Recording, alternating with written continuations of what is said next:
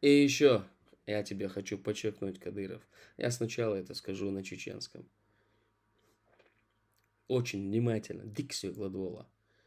Ахмад Закаев стоит во главе. Ахмад Закаева, ну, в чем я скажу на чечен. Ахмад Закаев, Ахмад Закаеву, Ахмада кун хойбуй, кун хойша, шен халвяхкан он. Кун хойш халвяхкан он, шен. Он дагает баонас. Кун хойш халвяхкана, хотха кверт. Хиру элла, кверт ахирутха элла, халвяхкан он. يكون غيبوهن شي سين واش تقواشا دو حرت اماق جاقبو شولغت اماق جاقبو هر ميليول هر بريسليدوني هر ميل بولغور تنق قاعدة هم نق جاقبو تغانا تادا اتس اوكرانيا نقشي اسكريو قاليح جبونش شولو دا او يوروبي عبون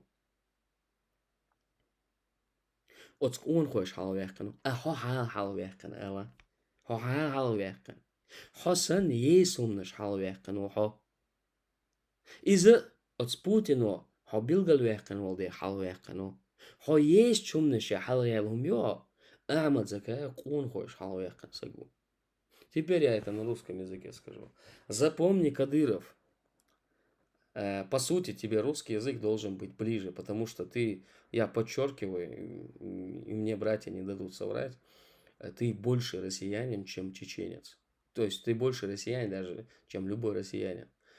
Запомни одну вещь.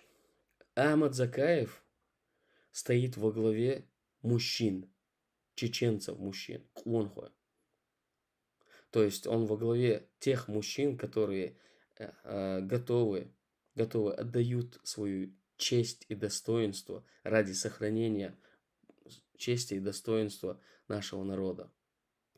А ты стал главой трусливых существ, которые продали честь и достоинство чеченского народа убийцам чеченского народа. Вот такая разница существует между тобой и Ахмадом Закаевым.